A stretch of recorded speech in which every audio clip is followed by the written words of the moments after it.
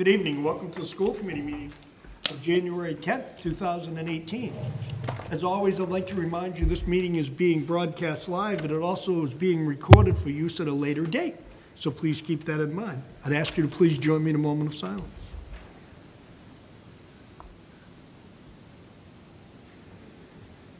Thank you. Also, please join me in this pledge of allegiance to the flag.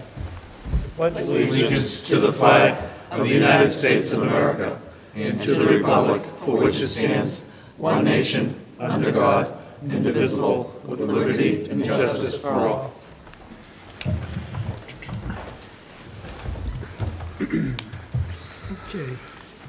Maura, if you practice up one of these school committee nights, we'll have you sing the Star Spangled Banner. Are you all right with that? Okay. I entertain a motion to approve the minutes of December 13, 2007. So moved. Second. Discussion? All those in favor? Unanimous, thank you. I entertain a motion to approve the minutes of December 19, 2017. So moved. Second. Discussion? All those in favor? Thank you, unanimous.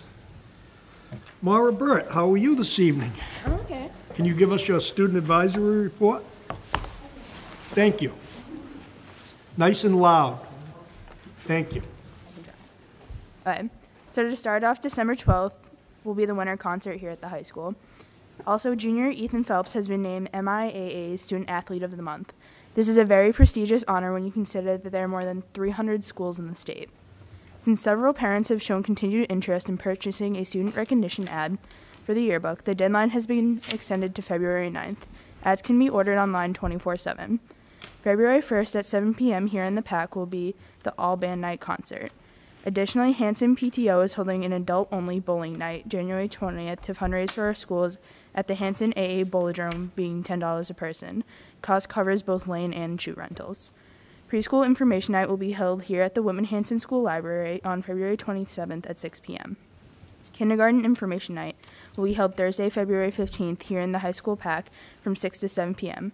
Kindergarten registration online and by appointment will begin Tuesday, February 20th. A deposit of $250 for full-day kindergarten will be due to Registrar Lori Wright by Thursday, March 15th by 5 p.m. Kindergarten lottery, if needed, will be held Thursday, March 22nd at 4 p.m. here in the library. And finally, Hanson PTO will be hosting Dining with a Cause. This will be held January 16th from 5 to 10 p.m. at the Weymouth 99 restaurant on Main Street. 50% of the guest check will be donated to the Hanson PTO. Does anyone have any questions for Maura? Maura, thank you. Brush up on your singing. Thank you. Thank you. I'm going to jump around just a little bit for sake of saving some people's time. Our auditing team is here, and Dan Sullivan is here to give us a report on the audit for 2016-2017. Thank you, Dan. Thank you for coming this evening. My pleasure to be here. I'm Dan Sullivan with Clifton Lawson Allen. We're the auditors for the financial statements for the Whitman-Hanson Regional School District. And I just want to be as brief as possible, but kind of go through the different aspects of the audit, give an engagement summary, go over a few things related to the financial statements, some of the key components of the footnotes and the financials, talk about the GAO and the OMB reports, which are the reports related to your federal financial assistance that you received, and just talk a little bit about the governance letter that we also provide to you. In the engagement summary, our preliminary audit procedures begin in June, which is pretty typical. We do a lot of things in the spring before the year end, do some testing of controls, and get ready for the year end piece of the audit. The primary field work, consistent with prior years, done in the fall, and we started that in November.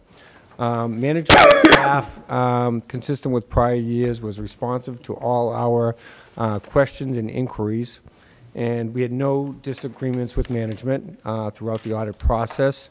And the end result was a smooth audit. And as you will see in the results of both the opinion that's on your financial statements, which is unmodified, is consistent with prior years, and it's the best opinion that you can receive. Related to the financial statements, there's two major components. There's the government-wide financial statements, which looks at your entity in a whole and also on the full accrual basis of accounting. So it takes into account all your fixed assets, all your liabilities, some of your major liabilities being your unfunded pension, your OPEB liabilities, your other post-employment benefits liabilities, your debt, etc. So it's all on a full accrual basis, and it's really all in one column. So it takes into account not only your general fund, but all your other funds, looking at it in total. And it's on the economic resource basis and full accrual. When you're looking at, if you have your financials there on page 9, the statement of net position, that's really where the status is of Whitman-Hanson as of June 30th, 2017.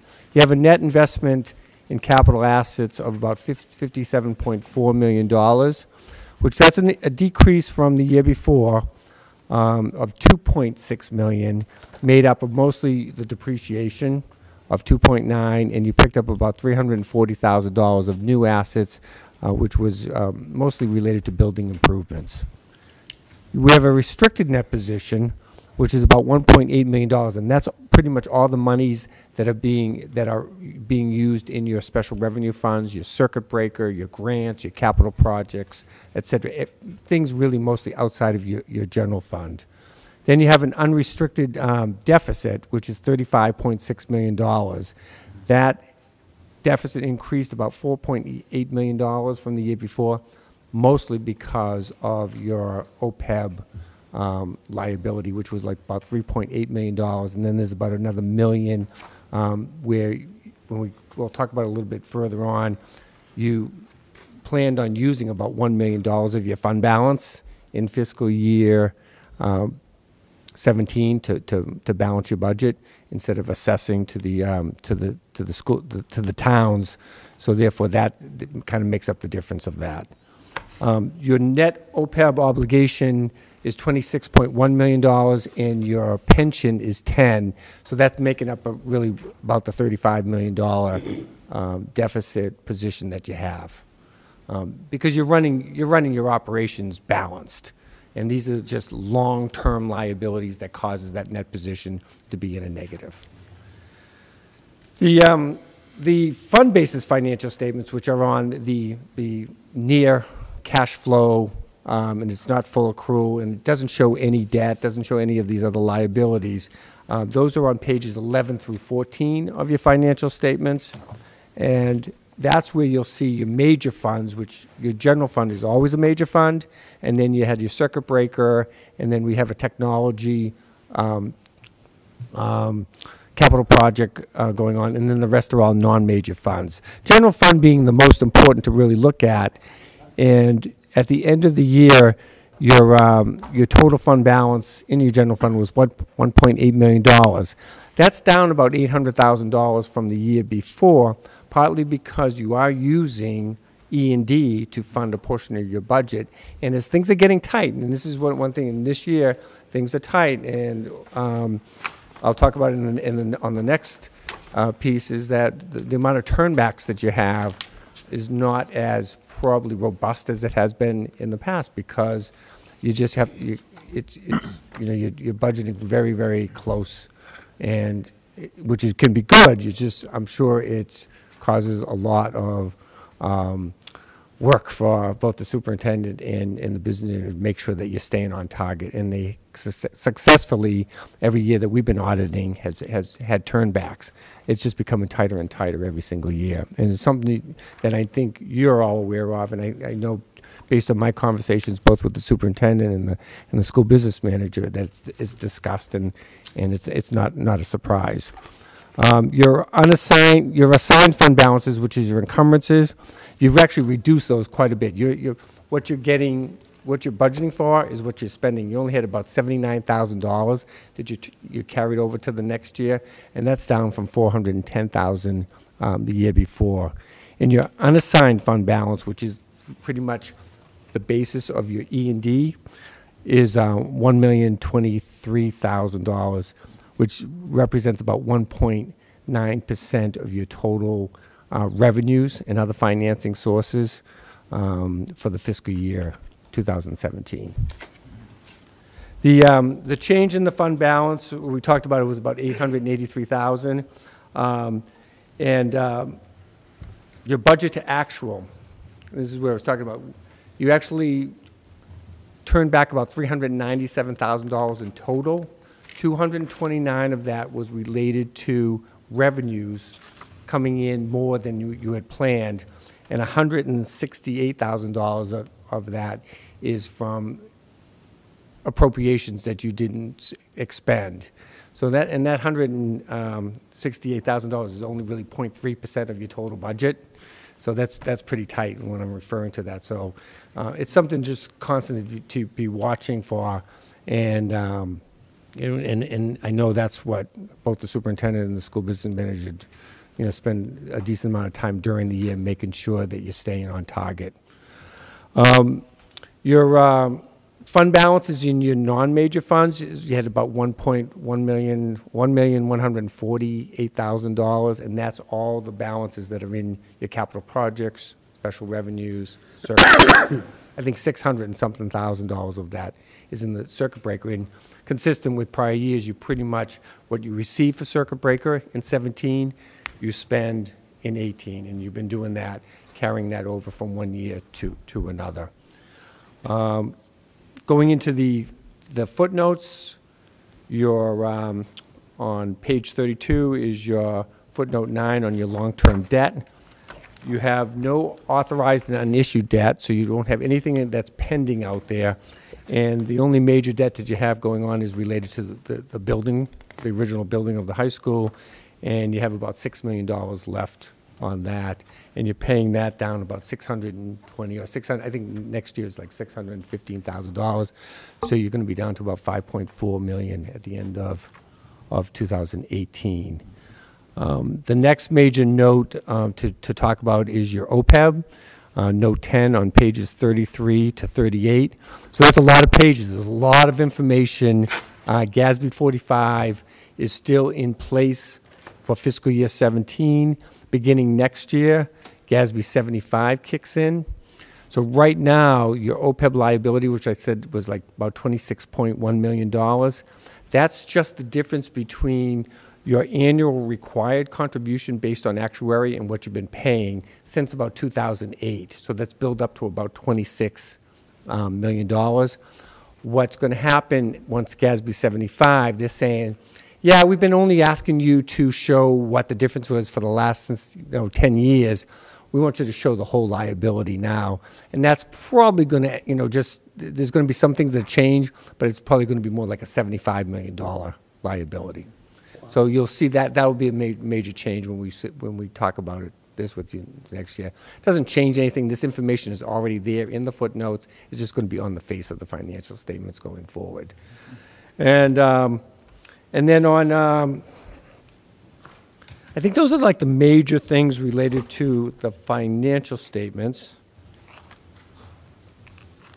And then I'll just move quickly over to the GAO report and the OMB reports.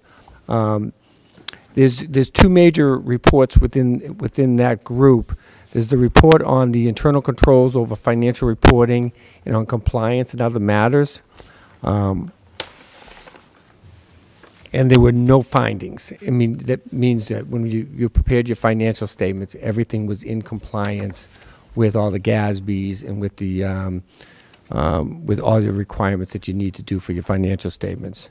And then the second report is that we have to actually audit like 50% of your major grants, and report that if we found any compliance issues related to that.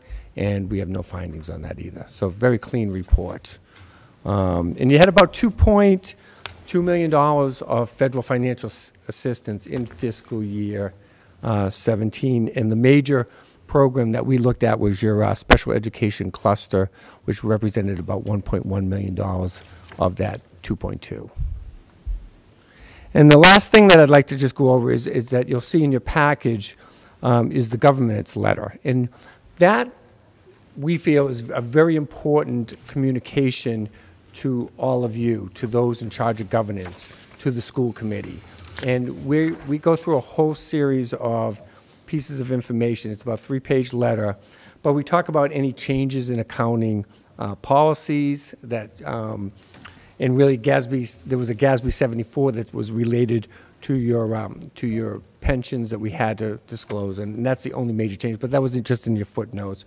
We have to talk about, just remind you about the different accounting estimates that you have to use to prepare your financial statements, and that's the actuarial related to the pensions and the OPEB, and really, just really how you estimate what your depreciation is going to be.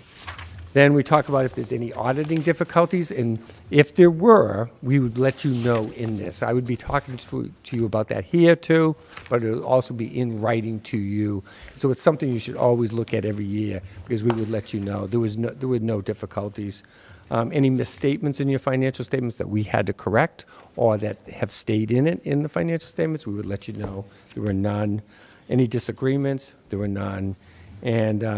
And if management had to consult with any outside sources to be able to prepare these, and that did not exist either. But those, we feel, are all important things to make sure, because we work mostly, with the superintendent's office and the school business, but really we want to make sure we're reporting anything to you guys, because you're the ones who will hire us, and you're the ones who will make those final decisions.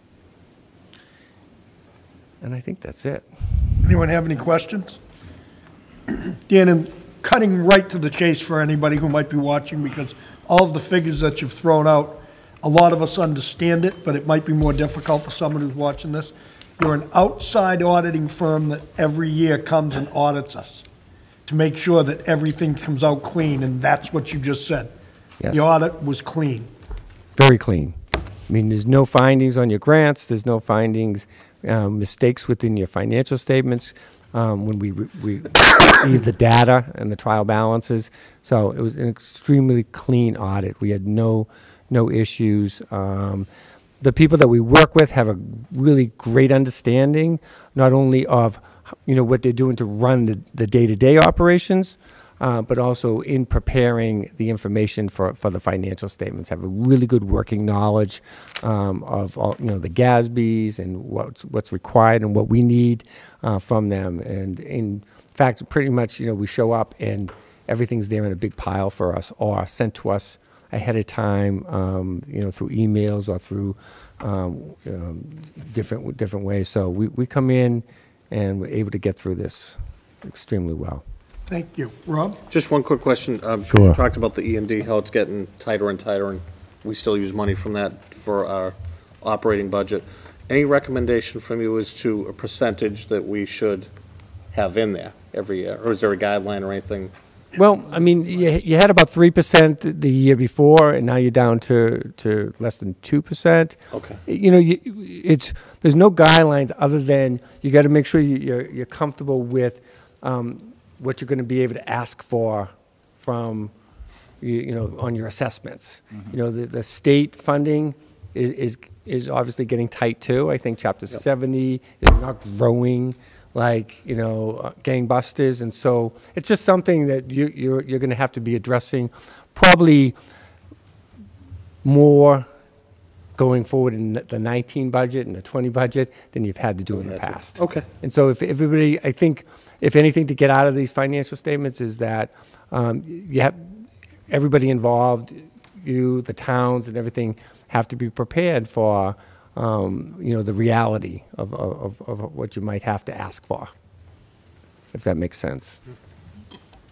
But there's no set guideline. Okay. It's really what the appetite is of people to be able to pay forward. You can try to budget like really heavy so that you always have turnbacks, but it's it's always been pretty low anyway, and you can't have too much anyway because the E&D you'd have to if it was too much you'd have to turn it back. If it was more than 5%. Okay. So it would definitely would be less than 5%. So the allowable E&D, just again for anybody that might be watching, is 5% of the budget.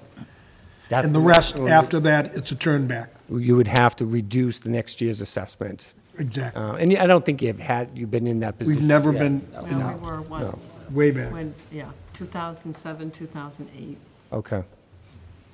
So, long time ago. so at 1.9%, you're pretty, not looking like you're going to hit that anytime soon. Fred? And from a accounting standpoint, the purpose of the E&D account is a safety net. That's for the unforeseen expenses that could occur. Yes, well, yeah, it's for, yes, that you wouldn't have readily available revenues to be able to, yes, cover. Correct. Yes, Yeah. correct. Special Absolutely. ed Yep. goes through the roof. Through the roof? Yep. You Yep. need to have that safety net in order to Yeah. pay for that, and hopefully you're reimbursed, but sometimes Yeah. you're not. Yeah, and I think you're at a point, and to put like a little bit of a number on it, I think, you wouldn't want to go too much lower than where you're at right now. You'd want to make sure that if you don't think you're going to grow it, you'd be careful using it. And I think that's a fair thing to think about, and probably things that you'll have to think about as you're going through the 19 and 20 budget seasons. Dan, thank you. Anyone else? Thank you. Right? Thank you very much. Thank you very much. Okay. Thanks so much. Thanks, Dan. Okay, superintendent's report. Okay, thank you. I want to begin this evening with something that's not listed, but it's something that's going on right this very moment.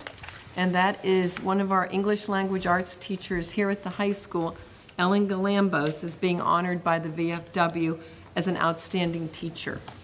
And Ellen was nominated this fall for this award, and they were looking for teachers, this is through the VFW, who really promote community service, good values, civic understanding, and Ellen seemed to be just a wonderful candidate for that. So we submitted a nomination with Ellen's name. We found out right before the holidays that she had won for the local VFW. We then learned that she'd also won for the regional VFW, and day before yesterday, I learned that she actually came in second in the state. So that's pretty exciting. So tonight she's at the Whitman VFW along with the Voice of America Award winners, and they're recognizing her for her dedication to students and to education. So very special happening tonight. And if you know Ellen Galambos, she's been here a number of times. She advises National Honor Society, very involved in service learning. And just today I received an email from her because she's proposing that we do a day of service, PK through grade 12, with our students here at Whitman-Hanson this spring. Work with our various organizations and community members to have our students work on learning how to give back to their communities. So just want to commend Ellen for that recognition, and it's nice to see those things happening. And secondly, before I start, I also want to commend Christine Succo and the business department. It is an amazing feat to have an audit with no findings. This is an operating budget and a grants budget that exceeds $50 million. There are many moving pieces, many things that have to be managed, and this also happened last year. So last year the audit had no findings. So I know Christine was very nervous as we were waiting for this report to come, because when you've done it perfectly, the only way to go is down or to continue to achieve perfection. So I just want to commend Christine. I think about when she first came here, this was a major growth experience, and to have this for the past 2 years, you heard all the things Dan talked about. That stuff she knows. And I think we are in very good hands here at Whitman-Hanson. So I want to give you a round of applause. Thank you. Now, this is also the night for reports. So you have in front of you the annual report for North River Collaborative. This is for your perusal. As you know, Steve Donovan is the recently appointed executive director. He's in his first year. You have that report to go through. If you do have any questions, I know I can help to answer those, but so can Dr. Donovan. You have those as well. So we wanted to make sure that you have that report. We have not met as a superintendent's board since our last meeting, so there's nothing new to report, but you do have the annual report. The next thing, and you have in your packet, is I did announce my retirement in November, but I never sent you a letter. So now you have an official letter which sets my retirement date as September 15th. This would provide some transition time with the new person who comes in, and I'd be happy to work with whoever that person is to ensure that things go the way they're supposed to. I'd entertain a motion not to accept. Second. All those in favor?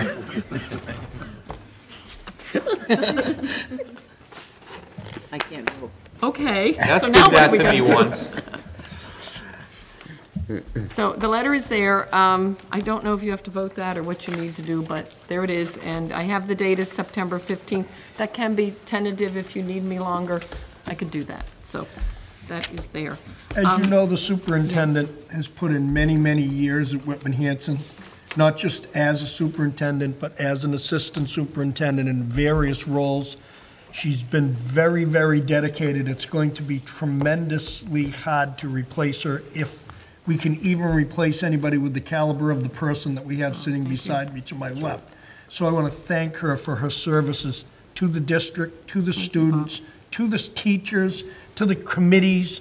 She's been here to foster things that I've gone through with her through the school district. I've been here for years and seen all of this. So, Ruth, thank you.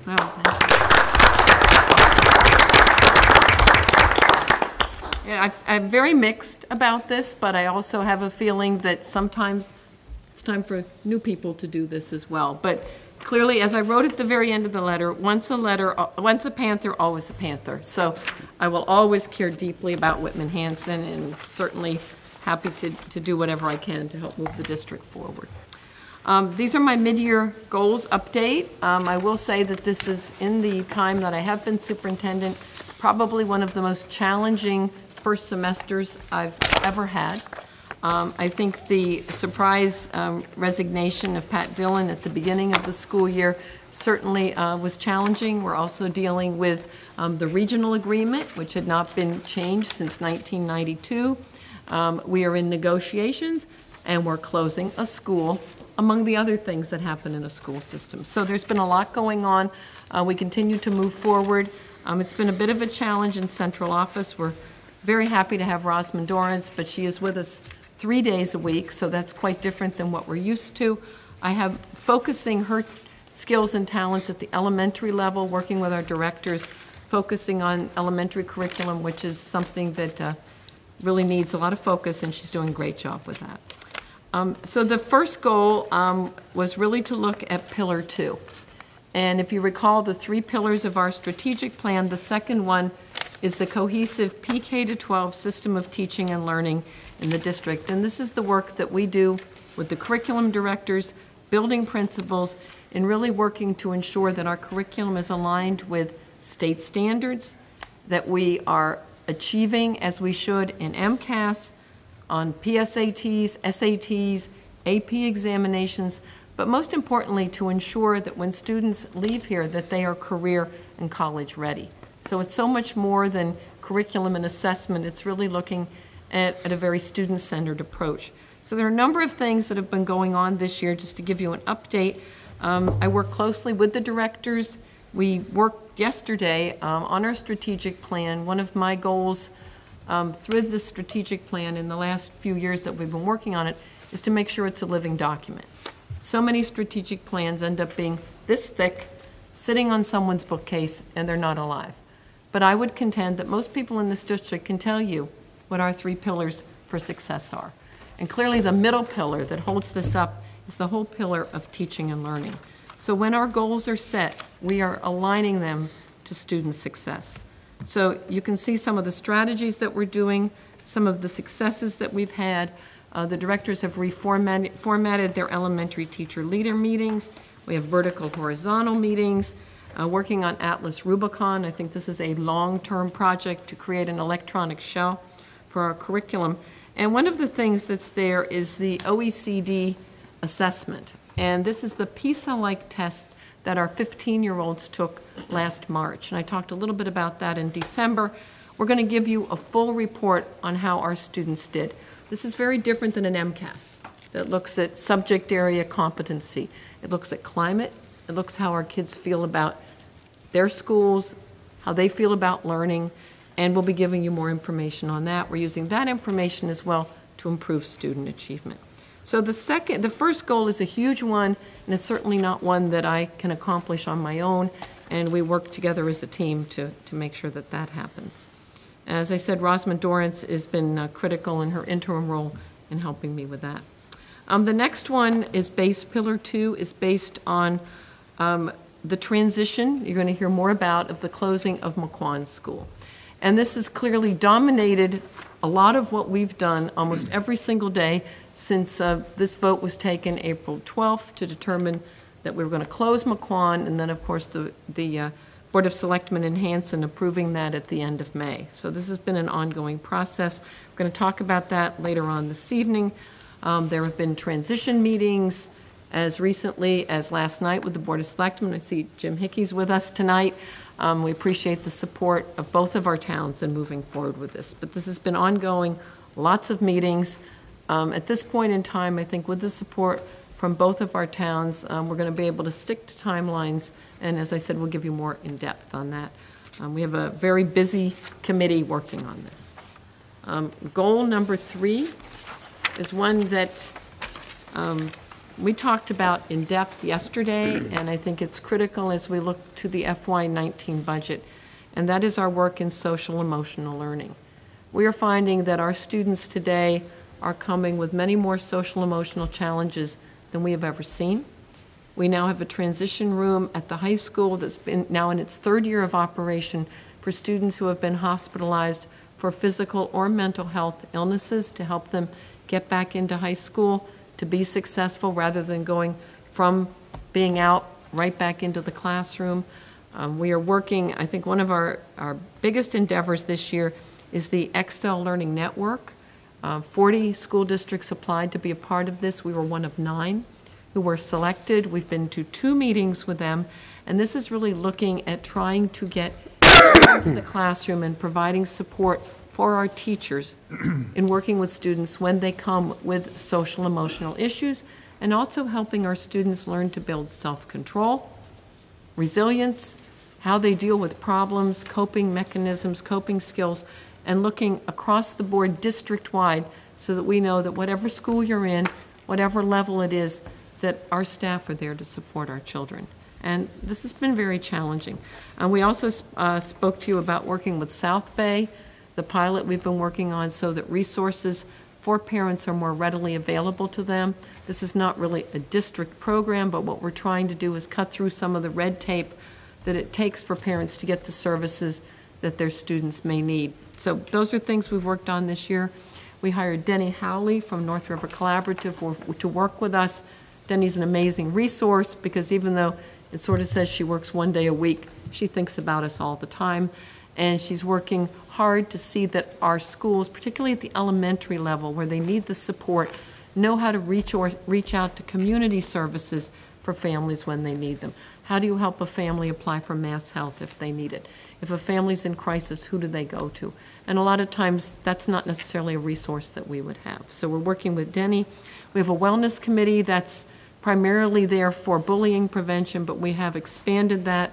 Bob Rogers, Maureen McKenzie, Kyle Riley are very involved in making sure that that works. Whitman-Hanson will, which is really helping with drug abuse and prevention, alcohol and drug abuse, and we've been working on that. We've had a drug dog raid here at the high school and also at the middle schools. No findings. I think the next day something was found, but okay, the dogs didn't find anything. But we've been working hard on that to make sure that we look at the results of our surveys and take them seriously.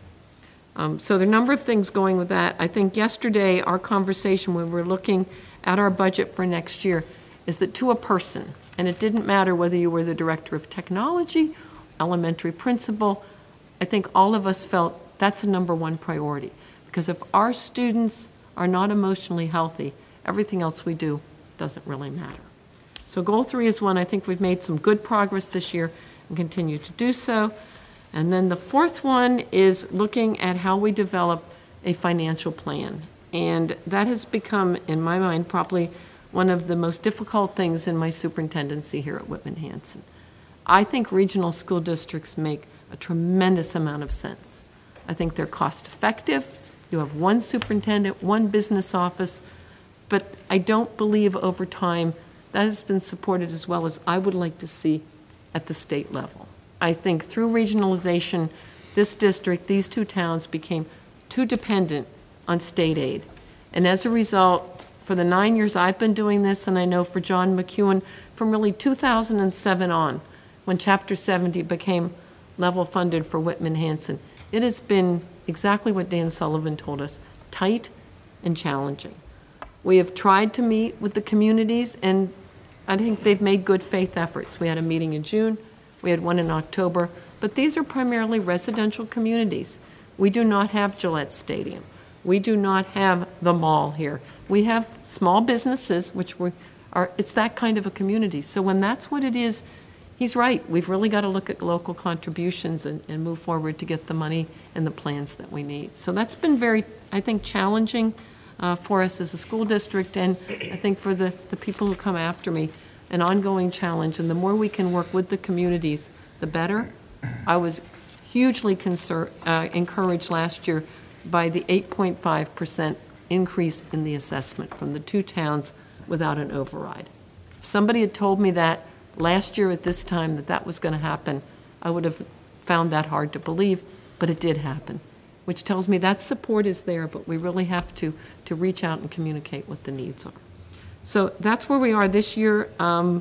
Number of things we're working on. Chad is going to give you in a very few minutes our plan with one-to-one devices. We've talked about that before. I think one of the things we've done with safety and security has been very effective. As you know, Pat Dillon had a tremendous background in safety and security, worked on the emergency plan, and one of my goals was to not let that languish, to not let all of that good work be forgotten. So this year, Julie McKillop at the elementary level, George Farrow Middle School, Jeff Simonak at the high school have taken on the role as point people for safety and security in working with their colleagues to make sure we're moving forward. At the district level, Ernie Sandland, working with Chad and the rest of the central office team, have done a terrific job of pulling that together. We've already had several meetings with our police and fire officials, and I think we're making good progress with that. Continue to work on good communication. We've had a number of drills this fall. They've been successful. One of the things that our principals group are planning for this is a tabletop exercise for our administrators. It's going to take place in February, where they're going to work with us on what would happen if we had to evacuate a school. What would it look like?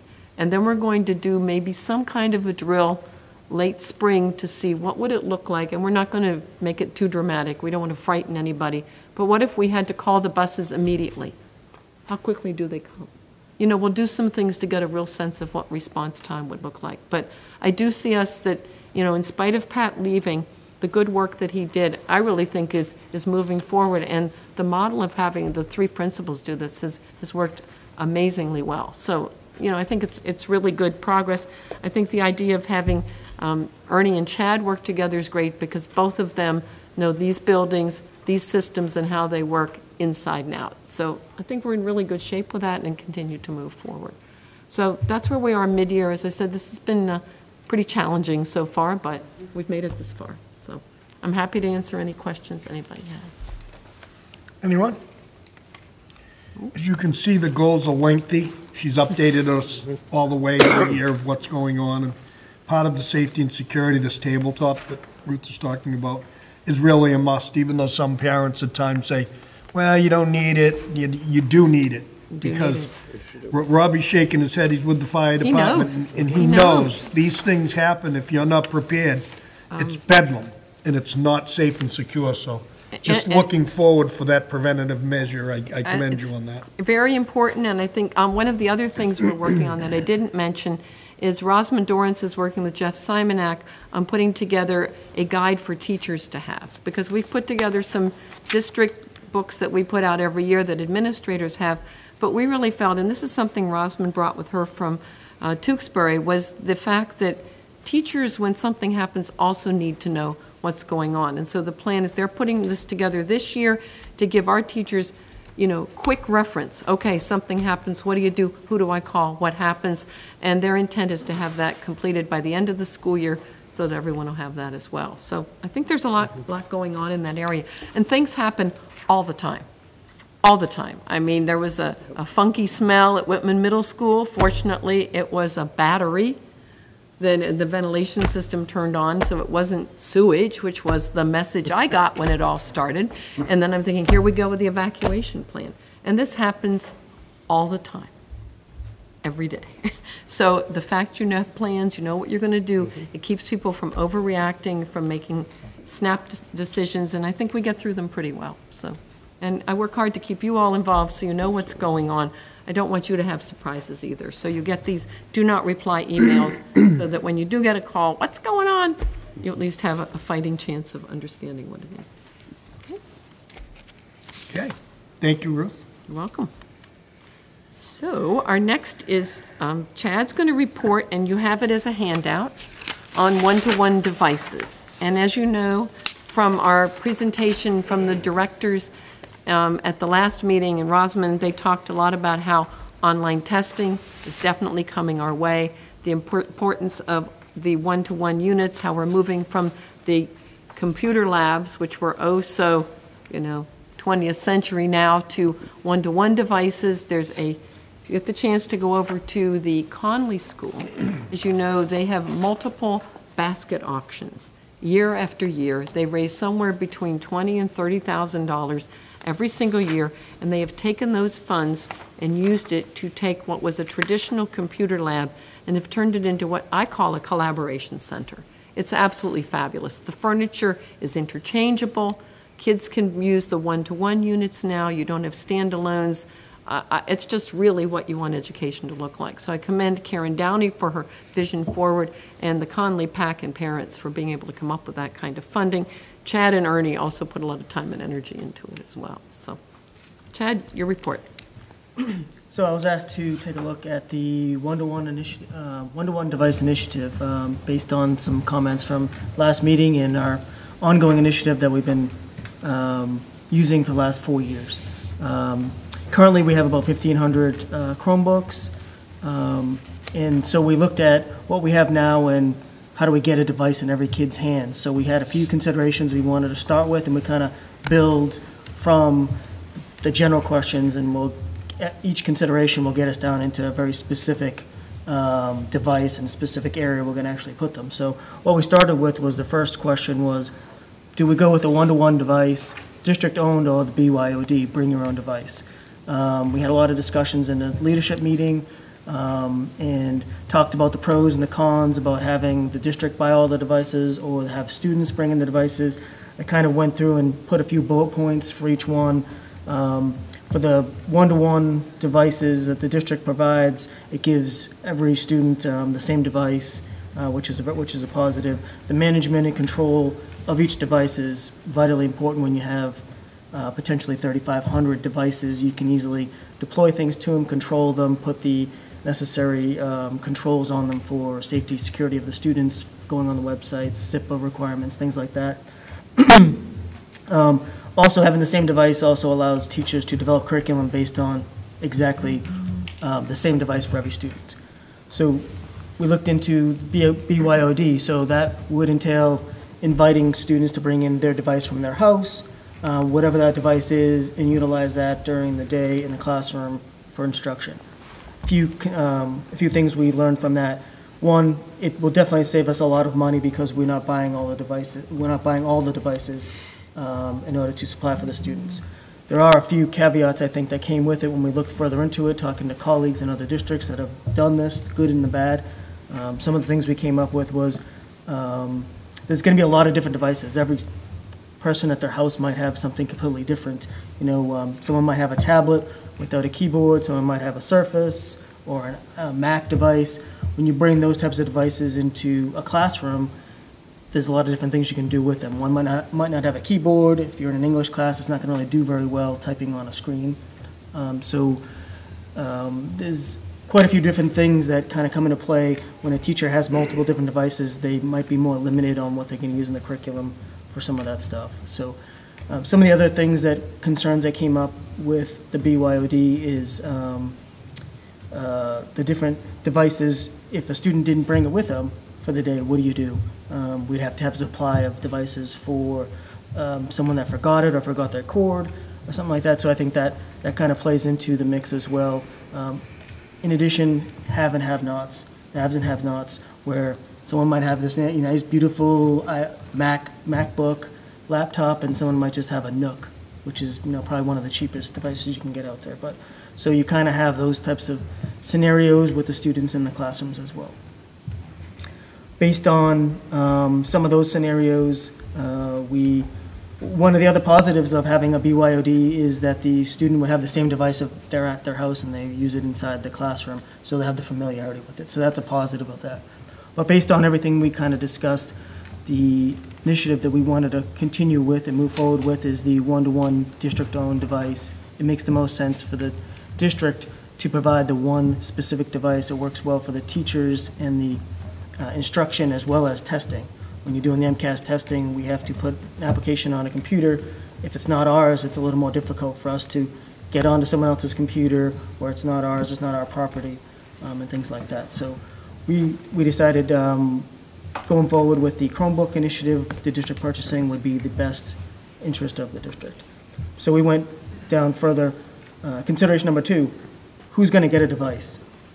In talking with the principals and what they're using now, the students, we have lots of different devices that the students use in all the buildings, anywhere from iPads to Chromebooks to tablets, laptops, things like that.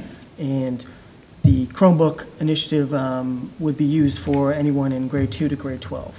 The lower levels, the grade K and grade 1, they've mostly taken on with the tablet devices. The iPads is specifically we have the kindergartens use the most because it's app-based. There's a lot of things that are on it that are instead of with the keyboards and things like that. So that works well for the K to 1.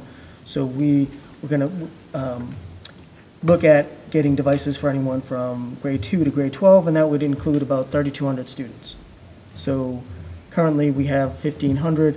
We're looking at getting all 3,200 students some Chromebook device. So the next consideration that we have is, do we give every student a device that's specifically to them, or do we go with the classroom sets? Currently what we have now is we've been buying them piecemeal in small quantities, and we get a cart, which is a charging cart that holds 25 devices, and they use that per classroom.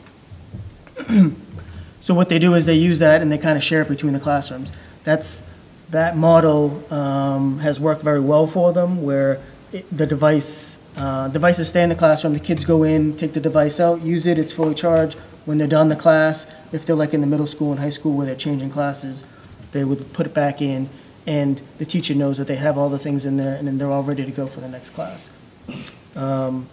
So the other scenario would be one-to-one with the students. So one student would have the device and they would bring it with them no matter where they go. So if they change classes, they would keep it with them within the school, not necessarily take it home, but they would do that in between classes. And maybe if the student, even in the elementary, they go into art class and wellness, so they would potentially have that same device, and they have to bring it back and forth with them if they used it in each of the classes. In talking with the leadership and the principals, they really like the classroom sets. It works well for the teachers. They know they have something. It's all set, ready for them to go. The kids know to take them out. They put them back as soon as they're done. You don't have the issues of lost, broken. When you're carrying them around, you drop them potentially, so you have some damage. So they like that scenario. So what that brings forward now is when we have classroom sets as opposed to one-to-one, now we're getting sets of, say, 25 is a typical set that we get, and then now we're going to multiply that times every classroom. Once we multiply those numbers out, you actually get more devices than if you were going to actually buy one for every student, and I kind of highlighted some of that in here. The classroom sets would need about 3,500 Chromebooks, as opposed to if every student got one, we need about 3,200. So what that scenario means is that we have a few sets of carts that maybe go to like a library or a non-classroom area that allows for instruction when they're in those types of areas. So the numbers would be a little higher in the classroom sets as opposed to if we got one for every student. In the classroom sets, we also have a few additional devices, one for the teacher and one for a couple, maybe like 1 or 2 spares for if the kids, if there's an extra, we have a problem with one of the devices or whatever. So, and the classroom sizes, fluctuate anywhere between 20 and 28, 30 in the high school, some of the classes. So we would also account for those numbers as well. So what we came up with was the classroom sets. So for that consideration number 3, the classroom sets would be the best fit for the classroom instruction and utilizing them in the district. So based on those numbers, we would need a total of 3,500. We currently have 15, so we need an additional 2,000. So what our proposal that we looked at was for classroom-based Chromebook sets for grades 2 to 12, 2,000 Chromebooks, licenses, and carts to go along with them. The licenses we talked about last time was it's a management license that goes on each device. You pay for it once. That allows for the management of the device, so we can apply policies and things to limit websites and things that they do on them for SIPA requirements and security purposes, in addition to put apps on there for them. If they're doing something in the class and need an app, we can easily push to it.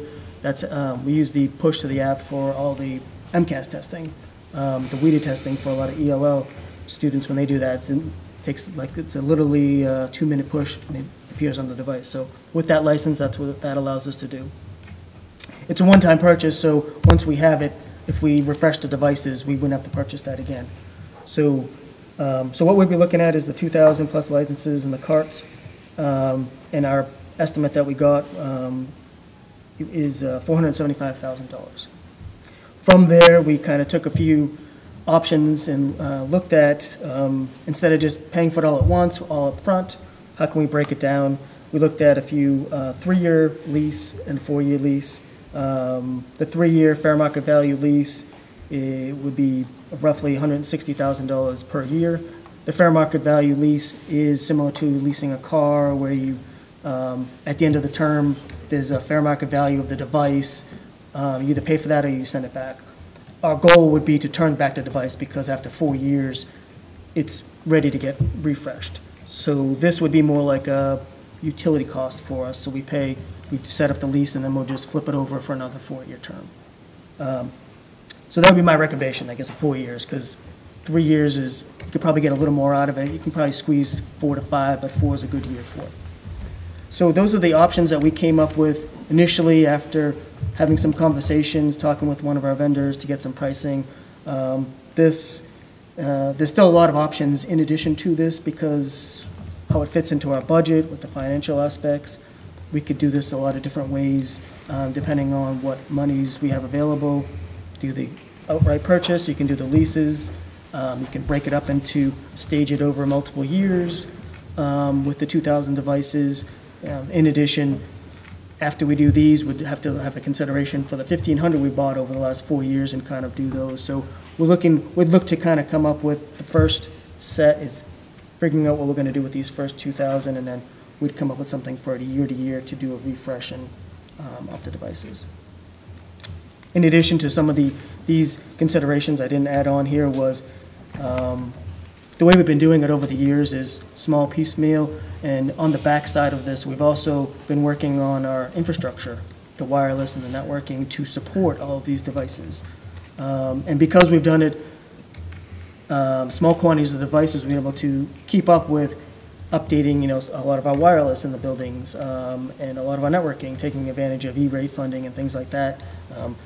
Jumping in with all additional 2,000 devices would have to put a little more consideration into looking at additional infrastructure needs that maybe we need to look at to maybe update a few things so that when these get in there, they'll be at optimal use, for full throughput of devices, 30 of them in a classroom, and things like that. So we're looking to do a wireless study on what we have now, working with one of our vendors to kind of get us an assessment on that. We'll be doing it probably within the next month or so to give us an idea of where we stand and what would need to be done if we kind of throw ourselves in with 2,000 extra devices going forward. But this is our findings so far. I think we have some good numbers, and, you know, the next step, I think, would be working with the budget and figuring out where this stands and whatever the pleasures of the school committee to, you know, move this forward. Chad, do you have any idea, just a rough figure of what you think the upfit cost would be to accept the new devices? Because obviously this is going to come into the full picture of whether you go 3 years, 4 years, you know, we need a total kind of figure. Are you saying we're going to be a couple months down the road before we get any further? This is informational only? For the devices themselves, I mean, I think we're in pretty good shape with the actual Chromebooks. You know, the only piece that I think I need to look a little further, deeper into is some of the infrastructure that we have, the wireless and the networking stuff. And I think within a few weeks' time, I think I can put together something potentially for the next meeting and have something ready with some good ideas of what, if we went full in with these 2,000 devices, what would we need in order to make sure that we can accept them all without any issues. And I think if I could jump in, our next meeting will be the budget presentation. And that's why Chad and I thought it was a good idea for him to talk to you about this evening, because we have a good sense of what a level service budget would look like. Christine's working on seeing what revenue would look like. And then I think that the next challenge is figuring out, okay, we've got the plan, how do we implement it? And clearly, if you're moving beyond a level service budget and doing this, how much can we actually do? So I appreciate the work that Chad's done on that. When we do expand the wireless capacity, we are able to use some of the E-rate funding from the federal government. So that certainly helps. The E-rate money has declined dramatically over the years when we could use it for a variety of systems, but now it can be used to improve wireless access. So that's money that we would not have to necessarily use from the operating budget, but it's really, as Chad said, getting an assessment of what's going on. Yesterday, we had our strategic planning meeting, and this was a huge topic of discussion. First being, as I mentioned earlier, social emotional learning, and the idea is if our kids aren't healthy, doesn't matter what kind of devices you have.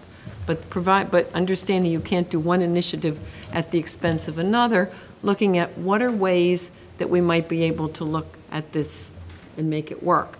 And the principals were very helpful, the directors as well, is saying, well, getting one device for every student right now would be great. The idea of classroom sets in high priority areas is what they really need. And I know from building projects, Hingham Middle School had a building project. I just did Danvers High School, NEASC. West Springfield was another. When they have a building project, the kids all get one-to-one devices. That's what happens when you have a building project. And in many times, it's not used that well. So when it's a one-to-one and it's just sort of there, you end up playing games on it. And you might not be really using it to improve teaching and learning. But if you have it as a classroom set, it's an inherent part of your curriculum. The reason we did classroom sets this year were because of the new curriculum in math and science at the middle school, and that's why they need more there for sure. So that would be a high priority to ensure that the 6th, 7th, and 8th grade math and science curriculum can move forward. It might not be as big of a deal to do it 100% across the board. So that was when they talked about it. They said doing this over time is a have to. Our kids today have to learn how to read online, how to communicate online, how to be assessed online. We know that. But there are certain high priority areas where this is a big part of instruction. So I think people take this very seriously. They understand we don't just have $500,000 hanging on a tree to do things like this, but that it's something we need to do. So we need to be thoughtful in the approach. When we come forth with the budget presentation, we will have that as part of it. But that's why we wanted to bring it to you tonight, so we get some direction in terms of what your thinking is as well. Questions, anyone? Fred? No, very good. The dollars that you've outlined for 2,000, that's for 2,000 units. Correct. Yep. But we're going to need more of a total of closer to 4,000. So we'd have to implement something as what we have in store. Do we know what the lifespan is on our current inventory and when things are going to start to need to be replaced out? The oldest ones we have were about 4 years old. So those are kind of getting towards the end of the lifespan of them are typically about 4 to 5 years. That's kind of what's out there in the industry. So we're kind of coming to the end on some of them. At the beginning, we didn't get that many, so there's a small number. Maybe we're talking maybe 60 total that we bought initially, that we kind of spread around and used as kind of testing. We used them for Park originally. So those are kind of in the initial stages. But going forward, yeah, we'll have to definitely make considerations for after we get the full 2,000. How do we get the 1,500 refreshed as well? The nice thing is that the refresh is going to just be the device itself. We don't have to refresh the license, that's already done. The carts will already be there, so so the cost will be a little cheaper just for the device themselves. Okay. What's a device run roughly? So the device itself right now is probably like $180 to $185 a piece. When you buy in the big quantities, hopefully we're going to get a better deal. So Yep.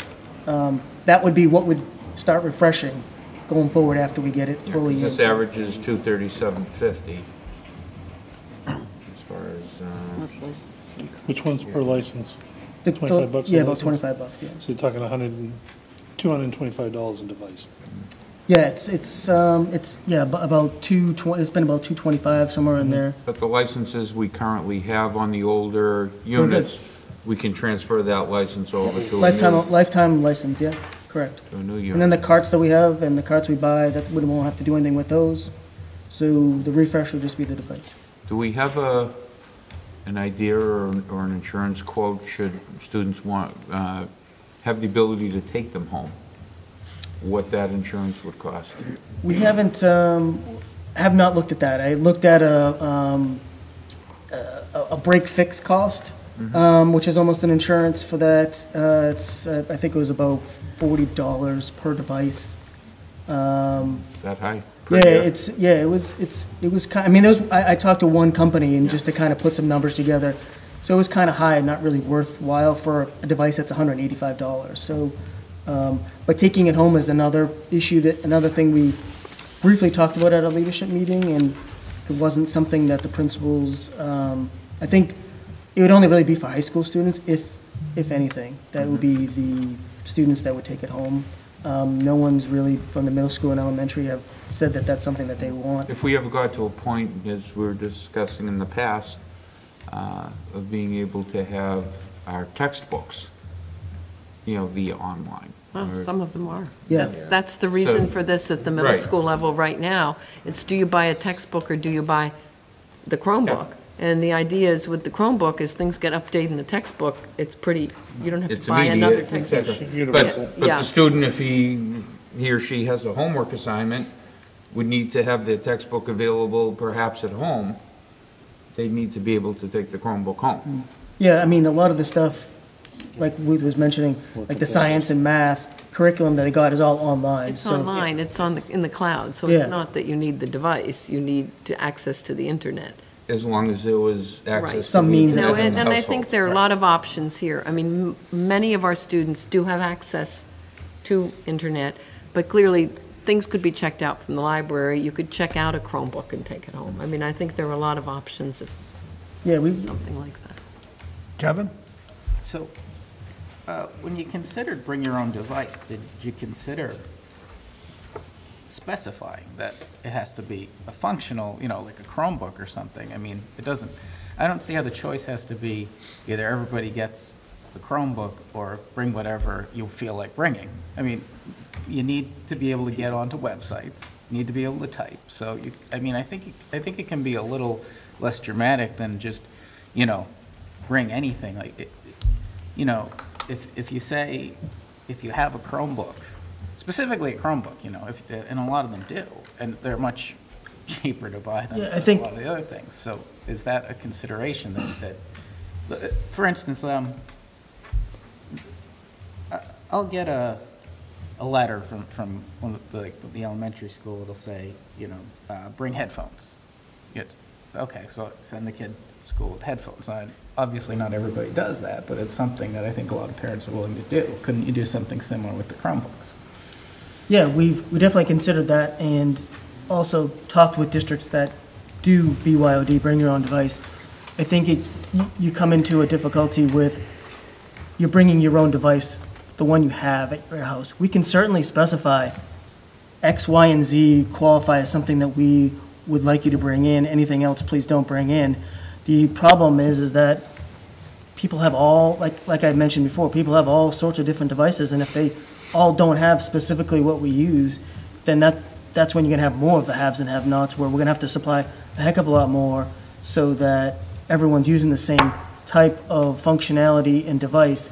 The other thing that comes into play is we specifically, when we selected these devices, way back when we started with Park, we went with the larger screen. A lot of Chromebooks come with like 11-inch screens or smaller, and we specifically went with the 13.3 screen, so it gives them as big a size as possible with the cheapest device. So when you get into testing, that's the specific area you don't want to get into. Oh, I have this tiny screen and Christine has this larger screen, which might help her do better on the test. So we standardize it for a lot of that stuff as well. So I completely understand what you're saying. You can definitely do that, and some districts have said that we would like everyone to bring in Chromebooks or laptops with this specific specifications, but depending on the demographics, who has what and what can they afford to do. You can also do something going further by saying, we would like this specific. If you don't have it, we can help you purchase it or whatever, but that's when you get into a lot of management and a lot of assistance in buying it, and some people can't and some people can, so it's a little more difficult getting into that as well. And our most recent free and reduced lunch numbers are over 30%. So that means, 3 in 10 kids are living in homes where they need at least supplemental lunch, free or reduced. That's a lot to save.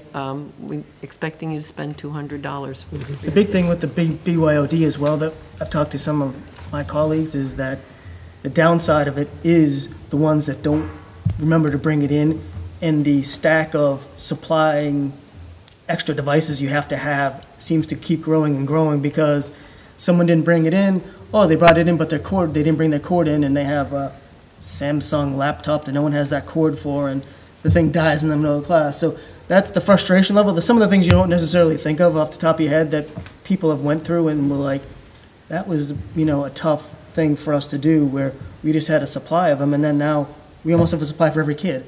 So then there's a lot of things that go in, and I think Thought a lot about it. It's a tough stuff. Yeah. Another thing, I think it might be kind of crazy to roll this stuff out in the elementary level without a teacher for technology at the elementary level. Well, I think at you the same definitely time. have to have professional development. We do have a relationship with North River Collaborative. So there is an opportunity for training, but that's one of the most important things with rolling something out. I mean, we are using them a lot at the middle school for the new math and science curriculum, but there's training, there are people working on it, they know how to use it. To give it to people without training is not a great idea. But I think the reality of it is that it's the way it's going, so we have to have a plan. Yeah, and the way that we've deployed it out in the past 4 years has been in small batches with, being purchased from like the PACs and things like that, and then we've purchased some. Almost all fundraisers. And so people have been sharing the devices, so they've been using them, getting used to it, and then the next teacher says, oh, I want to play around with it, and they get them, and they like them, and they use them. So they kind of, and we've been throwing a lot of PD with any efforts that we have and resources, and people have been immersed in a lot of the stuff, so now I think it's a matter of, you're going to get some people that just don't want to have anything to do with it anyways, but most of them, I think, are getting immersed enough to say, yeah, put them in front of me, I'd like to play around with them and use them and get them involved with the kids. Thanks. Robbie? I was just going to throw out, and I think Chad's being modest, and tell me if I'm wrong. It'd be easier for his department having it so that it's set up that it's classroom-based versus bringing your own device, because I've been in his department multiple times, and the log of calls coming in from teachers, exactly, it's huge. All kinds of things going wrong, and by a student bringing in their own device, and now it doesn't work. Well, why doesn't it work? Well, it's running, and I'm wrong with this, but wrong operating system, wrong whatever. Teachers are trying to make phone calls to try to get it fixed right away, and you've only got, how many people working in there typically in a day? 4. for. Yeah. If somebody's not out having to Yeah. go work at a school for something else. So I just, and that's something that he, honestly, he doesn't push a lot for staffing and things like that, but that would be a consideration where I think, and correct me if I'm wrong, it'd be easier for your department if it's classroom-based units versus, Yeah, no. versus, people bringing in their own. Oh, without a doubt, everything you read online, just for BYOD, in schools, you'll see that the first thing is management of them is a nightmare because of everything you just said, that it's just much more time intensive to onboard someone that comes in, and how do you fix a device that's not yours, you can't really fix it, how much can you help them with it? So there's a lot of those back-end stuff that And is I a lot think for the more teachers, work. it'd be easier too, if it's one device, yes, versus, Well, I was just going to say, we have part-time family children doing homework. That's right. As a teacher in the classroom, and have them bring their own devices. I mean, they remember their phones. Yes, I tell you yes. that. But bringing in their own devices, the Yeah. classroom sets, I just, and I know we talked about the math and science. Being at the middle school, the ELA teachers who really need them, I have to say, because, that's your own, your own task. It's your essays. They're doing work on it right now, and they're borrowing it from the math and science rooms, to be able to use them in their rooms. That's what I'm seeing right now, So, really important, but the classroom sets definitely. The way to go. Your own. good. Fred? Have we given thought to maybe stair-stepping? In other words, high school, Yes, we have. 11 and, 10 through 12, Yes. bring your own device. Everyone else, the Chromebooks, saves on, some resources, et cetera. Yeah, this report was just to show kind of where we're at, some of the steps we went through and what we need to get to the end.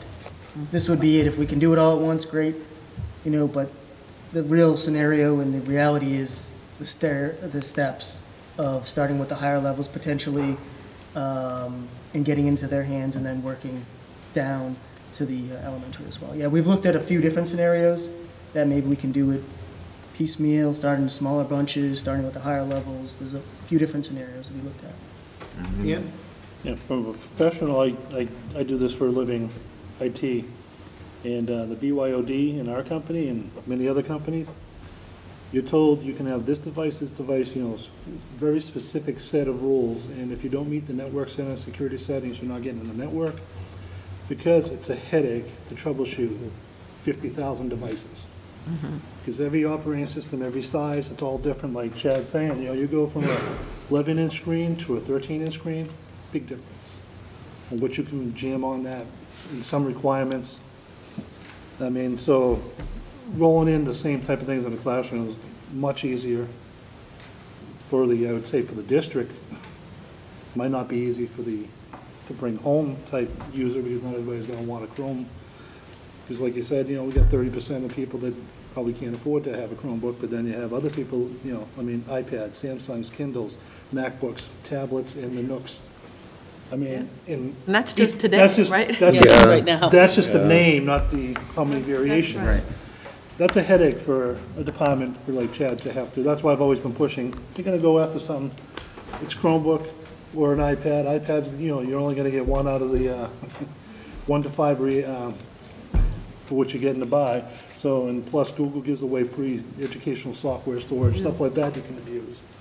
Where you're not gonna see that from Apple. Probably not. You'll see a bill, but that's about it. So that's another thing you would have to look at. Thank I you. mean, it makes more sense to probably go to a classroom set. Everything's standardized, Seems everybody to gets the have same worked thing. so You can far. control what goes pushed out there, so if a teacher needs, or like we were talking about, I know that you're talking about the math. My son had it last year in the middle school, because he had to keep coming over to my laptop to get to it, because his didn't support it. So that's, the thing, if it doesn't support it, you can't get to those tools. Thank you. Bob? Just a comment, I would like to see it go from the elementary up. Yeah.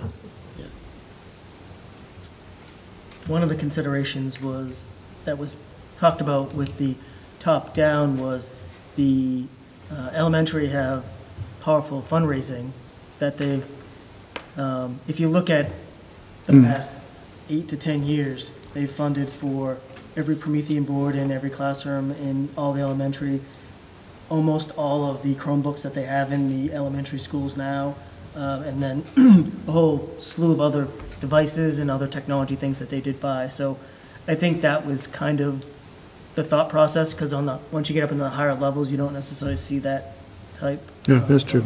But it seems like it's always, everything seems to go high school down, where maybe we should start elementary up. But that's just me. Yeah, I think most importantly, it needs to be done on a prioritized basis. And Beth brought up one that Amy Fleck has talked about tremendously, is that our students have to write their MCAS responses on a device. They have to do that. And I mean, we all write, you write on paper, you write, and you know it's different. You know, I know my skills in writing today are far different from when I was in school and wrote everything out, or in college sitting on my bed with this little tiny typewriter. I mean, it's completely different type of writing. And, you know, so I think it's, you know, where you mentioned elementary, I think it's really by priority. And that's what we came up with yesterday in the conversation, that there are high need areas for these that probably for 2018-19, if we had to prioritize this, should happen. And then over time, the goal is to populate it entirely. And then we've got to look at where we are with budget and revenue as well. Fred? I'd just like to add to the conversation, if we're going to make a commitment to do it, we should just do it 100%. And when I was talking about stair stepping, I was talking more of perhaps you allow the higher grades to maybe do a BYOD. Oh. You know, your 10th, 11th, or 12th, or something of that nature. Those kids in the school seem to be perhaps a little bit more savvy, per se. As you were saying, you have people in here every day, you know, with the iPads, etc., in our prior conversations. So, but if we're going to do this, I'd much rather see us budget for it and do it all at once and get it done. Well, and I think the piece that came up is that if you go through the district, we look like a technology district. But truth be told, most of it's been purchased with fundraisers. It's exactly what Chad said. We've got Promethean boards, we've got all these different things, but you know, people have eaten a lot of spaghetti, they've bought a lot of baskets, they've done a lot of things, and very little of it has come out of the operating budget. And I think you're probably right, it's time that that happens. And meat. Yeah. People Yes. bought And a lot of meat meat. raffles, right? Kevin? Do these depreciate too fast to be capital expenses? Yes, Is that the case? yes. In that 5 years. Yeah. Although they're pretty darn hardy, aren't they? But Yeah, they're really consumables, Right. they are. because they're so cheap and And changing technology is just, I mean, we didn't even know what a Chromebook was 5 years ago. Well, remember the fundraisers with the iPads? Sure. Just a couple years, Yeah, could have had 3 yeah. Chromebooks for each iPad. Yeah, I mean, it just That bad. changes constantly. That's why we need the flexibility as well. Okay, Thank you. Anyone else? Thanks, Chad. thank you. Okay, the next one I have is, if you recall, that there was a request to have some of the turf from the old turf field. So if you go through your packet, you all asked me to contact Andy Waugh because there were concerns about liability. So work through your packet, and I saw it in here. If you go near the back, how many in? 1, 2, 5 in from the back. What Andy recommended was that he said, you know, probably nothing would happen with this, but he commended the committee for being thoughtful in terms of this kind of a donation. And he said that if it would work better for you all, he recommended that you do a waiver and release of claims, indemnity, and hold harmless agreement with Whitman Youth Baseball. I think I was the one who brought this up and was the bearer of bad news on this, but constantly I'm thinking about different things, how it happens out in the world when we get away from this building, and that's why I brought it up. I wasn't trying to hold anyone hostage on that used turf, but I was worried that somebody could say, you removed it because it was used, why? I'm all for this.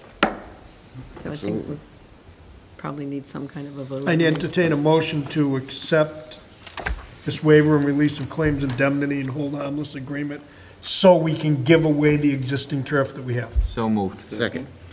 Discussion? I believe that, Or would you need a motion to, I think we have to give it. yeah, well, let's The accept motion the would claim be, first. well, to give the turf to Whitman Youth Baseball, providing they're willing to sign the waiver and release of claims indemnity and hold harmless agreement. Okay, I'll take that. Second. Somebody second that? Second. Okay. Steve? Discussion? That was, I was just giving my explanation, like you said, I wasn't trying to throw rain on anyone's parade. I No, was because- looking more for, We have to cover ourselves nowadays because it might Andy not be did not Whitman, think might that was not an be Dan unusual- Driscoll himself, but Yeah. some person walks on that and trips. Right. Who had it originally? Our Why attorney they did do not it? think that that was an unusual question. I mean, somebody spills coffee on themselves, they go and sue the person that served it to them, so. any further discussion before we move to the vote? All those in favor? Great, Unanimous, thank you. thank you. And we'll let them know as well. Is this a one-page? And Christine, you're going to report on the current budget Correct. this year? You have a report in front of you. The first page of your packet is the revenue that we've received so far to date. So we're about halfway, well, 6 months into the year. So you look at the first column shows you the original appropriation. In the second column is any transfer adjustments, which we have not had. The revised, what we anticipate for revenue. Where it says year-to-date expended, that's what we've actually taken in. And then the available budget is what we expect to take in before the end of June, or by the end of June. So if you look at the operating assessments, we've received half. We've received 2 payments out of 4. We're expecting 2 more payments. The busing, we've we'll receive 1 more payment. The capital they paid in full, the technology is paid in full. The Medicaid reimbursement is lagging a little bit, even though we've only brought in 35%. We tend to get 2 or 3 larger payments than the first payment that we already received. Chapter 70, we received 6 payments, so we'll expect 6 more payments before the end of June. Charter school reimbursement, now they're doing on a monthly basis as well. It's Chapter 71 transportation, we received 2 payments, 1 in January and 1 in June. Homeless reimbursement, we typically, we received this July 1st based on last year's, so we won't be receiving any more of that. It would be unusual if we received the homeless transportation reimbursement by the end of June. We usually get that sometime in July. And then the interest income, as I spoke to last time, is we've exceeded our anticipated, what David Leary anticipated getting in interest income by over $7,000, and that's 6 months' worth. So we can be sure that we're going to receive more than we anticipated because we already have. I haven't made the transfer from circuit breaker and have not made the transfer from the excess and deficiency. It's sitting there, but I typically make that towards the end of the year.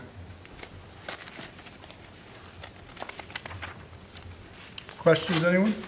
The homeless transportation, that's from last year rolling to this year, so next year, we might see a different percentage going down. Right, we might see a different percentage. So that what we received July 1st of this year Was the last. was based on 2016.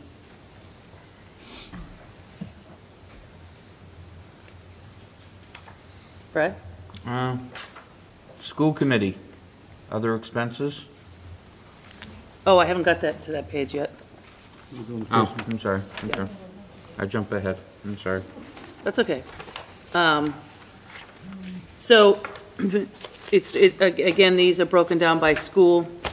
The first column shows you the original appropriation, any transfers or adjustments, which I have not brought forward to you yet. Then your revised budget. Year-to-date expenditures is actually the money that's actually gone out the door, checks. Encumbrances is goods or services that we've encumbered or ordered, and we just have not paid for them yet. Either we haven't got them or we haven't got an invoice. There's one thing I want to bring to your attention. The last school committee meeting, I mentioned how the Department of DESI is changing how we do the end-of-the-year reporting. So there's one account that looks like it's way into the hole, but I have not asked for a transfer yet. There was a new account created. It's on page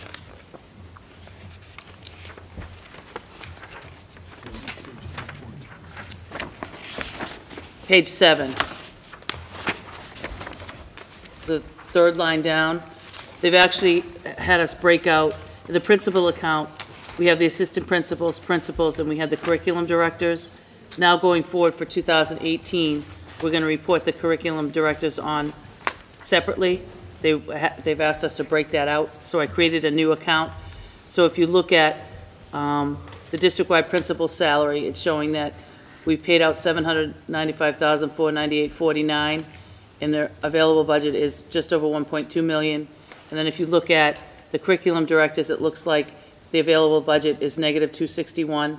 But when I bring the transfers, it's going to offset, those two accounts are going to offset each other. Let's see. The other, I think I brought this to your attention last time, about 3/4 of the way down the page, it says district-wide tuition to other schools. That is for Recovery High School, which we have not budgeted for in the past, but we have received a couple of invoices for that. Let's see. Fred, which one did you want to bring to? Did I go by that already? Yeah. It's probably the Mars. Yes, that's the school committee other expense. Yep. That's for the regional agreement, Okay. So do which we- will be offset by another account when I bring Okay. transfers forward. What was the other thing? On page 9, I think I spoke to this last month, is the special education, the transportation as well as the tuition to other schools. We got some good news that the deficit isn't as quite as much as it was last month that I reported this out. We had a student move. So that just shows you how volatile special education is. And the transportation, I don't know if you want to speak to that, but it's $31,000 over. I'm not sure that They're just movings that are out of district, some are further away than as expected, so those numbers tend to go up. We did have a move out and one potential coming back. I would say our out-of-district coordinator, Lisa Whedon, has worked really hard this year, working closely with myself and the staff to make sure that kids that have potential to come back can come back into the community. And we see a financial savings for that, but more importantly, they're back in the community learning with their friends and neighborhood, peers. So we're trying to make that happen, and we see a couple more in the future that potentially may be coming back. But I could be coming to you a week from now and saying someone just moved in too. So it is a little volatile, but we're keeping a pretty tight rein on it. Kyle, I think it's important for people to know that maybe watching us are talking about this. Special education in our budget's a moving target monthly. It can change just like this with students coming and going. So the funding goes up and down, and that's part of the reason we have E&D, is to take care of some of this change that you have uncontrolled expense. we also have circuit breaker, what Dan Sullivan alluded to earlier, is that we use the circuit breaker from the prior year, so we're not currently, the circuit breaker that we're receiving this year, we're not using in this year's budget. No. But if we had to, we could. Right.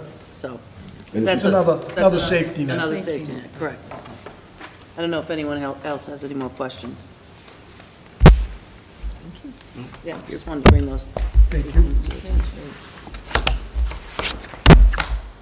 And then we also have, Christine has been working with all of us very hard on trying to get a sense of the FY 18-19 budget. We're looking at things that we know are going to go up just because they're contracts that we have. Looking at estimates, one of the most challenges, of course, being health insurance. What's it really going to be? Looking at revenues, we are at a point where we know that in terms of Chapter 70, to try to think we're going to get a lot more money is not going to happen. Recently, we met with, just Christine and I met with the three fellows from Massachusetts Regional Schools to help us for our next meeting that we're having for the regional agreement. And they talked about target share, and they talked about Chapter 70. And truth be told, if you looked at the target share, if our towns were paying what what DESI believes they should, our Chapter 70 would be $4 million lower than it is. So the contribution from the state should be 20 million, we get 24. So to think that we're going to get a ton more revenue in Chapter 70, probably not going to happen. Revenues with the state right now are good, so we could be fortunate and see the $50 per pupil, which could be an increase. That would be good. Our ELL numbers are up. That helps a little bit with Chapter 70, but it's not going to solve all of our revenue problems. So we're, going to be looking to the towns. That's really what we're going to be looking at. The only place that we might see a little bit of an increase is with the transportation, because you're going to see a little bit of an increase this year. And the contract goes up, is going up 4%, and it did that last year. And the children that are less than 1.5 miles away does not really change year to year. So, you're going to see a little bit of an increase there. Right now, it's about 71%. So, we could conceivably, that percentage could go up since, the state revenue is up. So. Yeah, and clearly priorities, we looked at what, we'll provide you on February 7th with what a level service budget would look like in terms of increase. And then also in working with the administrative team, we'll be looking at things such as the one-to-one devices, social emotional learning, and really what, in addition to that, would be requests from the school system. So you'll get a real sense, I think, of what the budget will look like. Christine, anything else you want to add? Well, I know that I spoke to those retirement assessments that we get. Last month I spoke about the Plymouth County Retirement Assessment, which is the actuarial that we are paying to catch up for the people that are retired now. That's going to be up about $70,000. And then when I talked to the Group Insurance Commission, which is the retirees insurance for anyone that's DESI licensed, not necessarily just a teacher, but anyone in the district, would go to the Group Insurance Commission. That is actually going down, so they're going to offset each other. So those two assessments are going to stay level for It's better than this current year. That's right, better than this current year. Right. So that's sort of good news. So there is some good news in terms. And I do have a couple of Mayflower Municipal Health Group meetings coming up. I have the FinCom meeting, which is next week, and the week after is the steering committee meeting. I don't believe they're going to set the rates until sometime in February, and then the group has to vote on them, which probably won't happen until March. That's wishful thinking. It might be April, but we'll have a good sense. It's probably going to be after the budget presentation, but you'll have a better sense. We'll have a better sense of it, right? Good. Fred?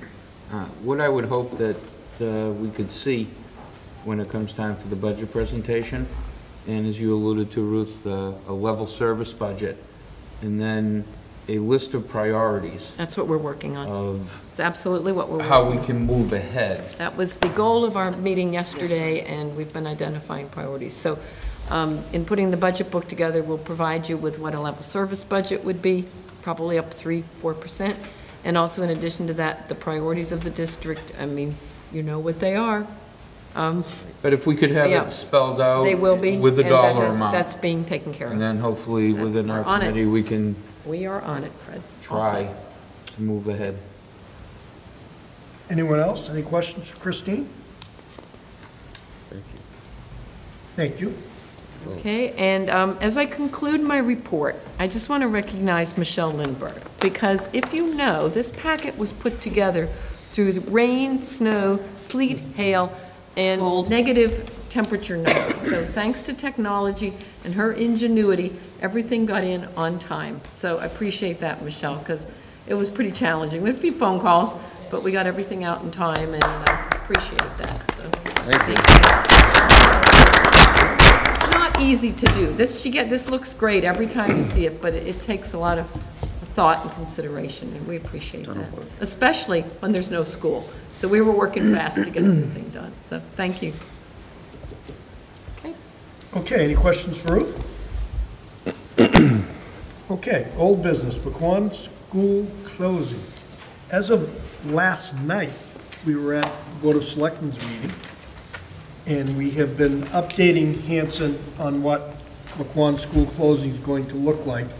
And the Hanson Selectmen are going to have a special town meeting on February 5th to ask the town to approve the amounts so Ernie can continue on with the repairs over February vacation and over April vacation, because it's that close, it's that tight of a timeline. Also, as of last night, the town of Whitman is going to be holding their special town meeting in March, which will conform with our timeline. We're making it work because their part of the town meeting assessment is only going to be contingent here at the high school, where Hanson's is larger because we're talking about McQuon, Indian Head, and Hanson Middle. So their portion is larger. The regionalization part of the two towns only in this building, the repairs here will be shared by Whitman and Hanson in the percentage that they are. I believe it's 60-40. It's very close. So they're going to be having a town meeting also. Also, on January 31st, we're going to be holding a meeting for parents, teachers, anyone that would like to come to explain the transitioning and exactly what's going to be happening from McQuon to Indian Head, from Indian Head to the middle, and from the middle to this building. So anyone that's listening or anyone that's out, we will be advertising this in the paper so people can have a better idea and get here, come. You'll find out exactly what's going on. We're going to try to give you more updates so you'll be better informed for the February 5th town meeting in Hanson and also for the March town meeting in Whitman. So we are working on that. We had discussed that last night.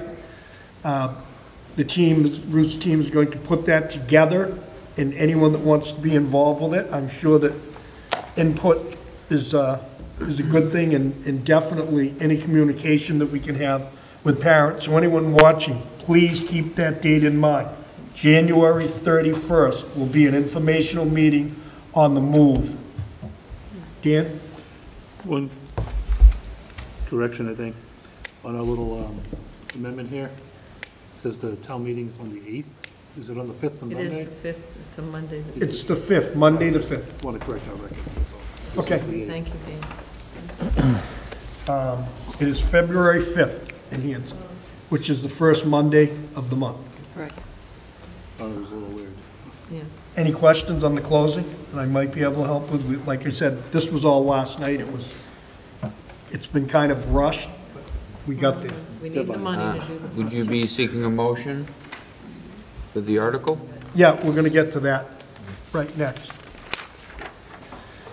To see if the town will vote to transfer from available funds $555,095.13 for costs related to the closing of the McQuon Elementary School as follows. $189,901.88, which is 40.18% to fund the capital costs associated with moving the pre-kindergarten district-wide program from McQuon School to the Whitman-Hanson Regional School, and $365,193.25 to move the K-2 grades to the Indian Head Elementary School, moving grade 5 to Hanson Middle School, and moving special education programs to the Duval Elementary School. And entertain a motion to. So moved. Second. This is the Hanson warrant article for the special town meeting for the closing of McQuon.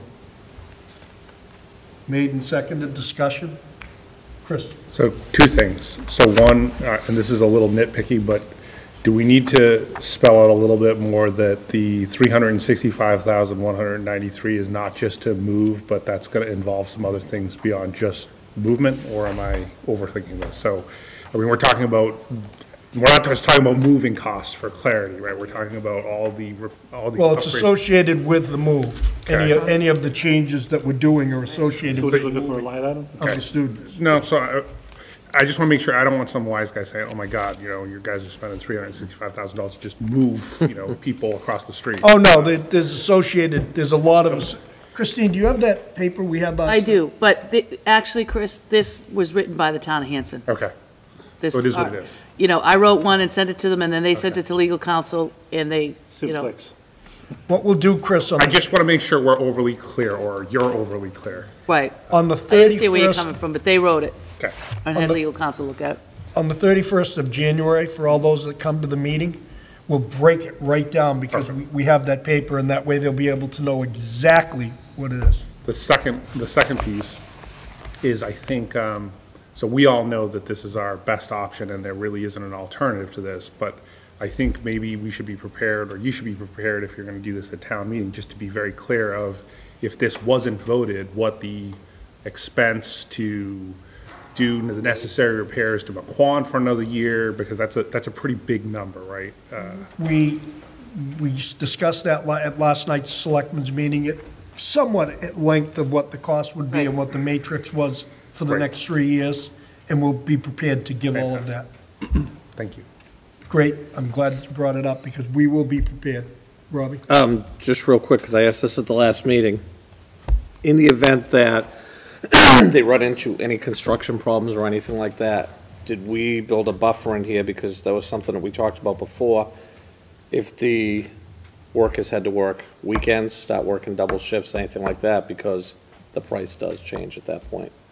I believe Ernie priced it on the schedule that he has to move forward, not counting on that. Not counting for any hiccups is the best way to put it.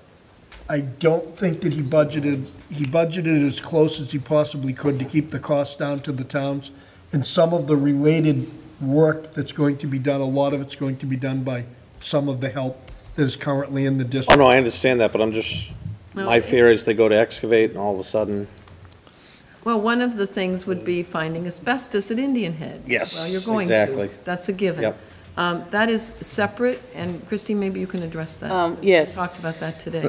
Yes, because Ernie and I had called Mike McEwen. He discovered in those classrooms, 100 and 101, over at Indian Head, there is some asbestos. So we called Mike, and Mike said, do what you have to do. Ernie said it's going to be about $32,000, and they'll reimburse us on the May So they'll town just meeting. do a separate. Do that separately. That's going to be separate. So- That's fine. So that's Okay. how we're handling that. I mean, my big concern is all of a sudden, Well, you've. we don't move in on time because we didn't have the budget to keep Yeah. the project moving forward. I But as think- long as you've had that discussion with the town. And I that's think fine. when you work with an older building such as the Indian Head, we Yep. know from when the renovation in the 90s that there were surprises. Yep.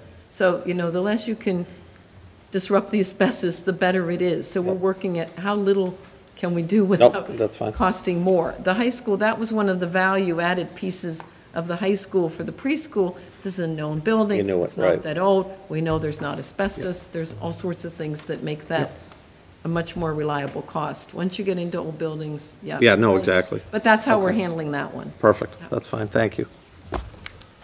Anyone else? Before we move to the vote, so I have a motion and a second on the Hanson warrant article special town meeting for closing of McQuon. All those in favor? Yes. Thank you. I'll bring the warrant article for Whitman to one of the February meetings. Okay. Any other questions on the McQuon closing? Superintendent search update. Well, I think everyone was there the other night. We impaneled a committee. We will be meeting on the 17th of January, will be the first meeting. Everything seems to be in place. We have 19 applications currently. We will be going through and selecting and paring it down, so to speak, and coming back with the report to the committee. But they're going to meet on the 17th.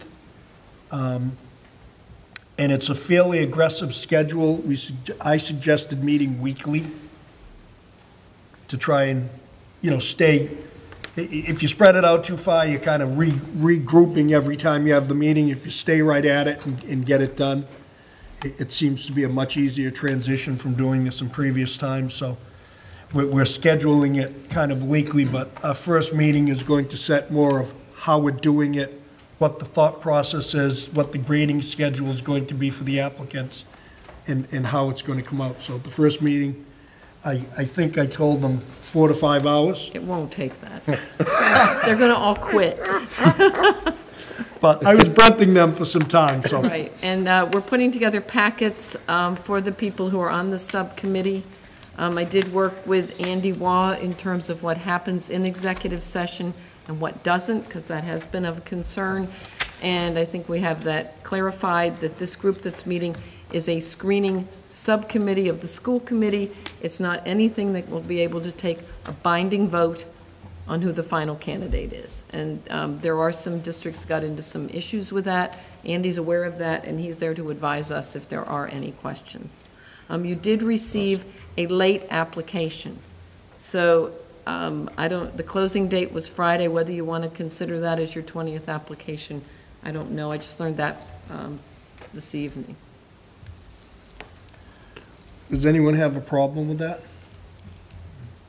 No. We did have a closing date, Friday. It was last Friday, the 5th. which was the 5th. Were they sent electronically, or? It was sent in paper, but it was dated January 8th. So it was not dated January 5th, which would have, was what he should have done.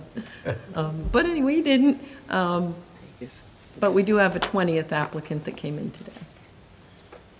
I think I'd entertain a motion too, and then we can get into a discussion about it. Motion to accept the last applicant. So moved. Second. Discussion. Does anyone have a problem with it? I mean, I think the other night, I tried to explain and thought that this is the biggest position in the district, so maybe we should take a look at the 20th applicant. The other side says if the applicant didn't come on time, it's kind of like going to school on time. So, I mean, that's something to be taken into consideration. Fred? I hate to be a hard person on this, but there was a specific timeline, and you've got to follow the timeline and the rules and the regulations. It wouldn't be fair if there was someone else sitting at home that wanted to apply and said, geez, I missed the timeline, and didn't apply. Wouldn't be fair to that person. There's a deadline for a reason. Yep. Same with bids. I didn't hear that. Same with bids. You put bids in, you got a deadline to come in afterwards, it's not acceptable. Any other comments? Can you clarify the dates? The close date was when? Was Friday? Okay, and it was The 5th. received today? It was received today, but it was dated, the cover letter was dated January 8th. And it was sent via mail? Yes? And was it posted, how did the rest of them come in? Did they come in via mail or electronic? They came electronically, and we got one that was paper and electronically from the same applicant. Okay, thank you. Anyone else? So the motion on the floor, so we could move into discussion, was to accept the application. So a yes vote would accept it, and a no vote would deny it. All those in favor? All those opposed? All those abstaining? Okay, thank you. Thank you. So we will be reporting back to you. One of the reasons we had 5 members from the school committee on this committee is it keeps it under a quorum. You can't have Critical. a quorum of school committee members on any subcommittee, because if there is, and they vote anything, it becomes the vote. And it doesn't give the whole school committee the opportunity to vote. So believe me, we've done some research on this to try and keep everything 100% straight up. So And the full committee can't go into executive session for reason number 8. Right. For executive session, and that's what we've got to stay away from. Right. Yep. when we finally do, we take the last 3, 4, 5, 6 applicants and we go into the interview process, it has to be done in open session. The committee can do nothing in a quorum to hire or interview any of the superintendent applicants unless it's an open session. Well, Where are we meeting that day? upstairs In the in the conference room. 12 of us? It's cozy. Central office. It is. It's cozy. I figure if it's cozy, Bob, it'll move it along. Yeah. Turn that It on. won't be 4 or 5 hours then, right? I don't think so. So, any questions about the superintendent search?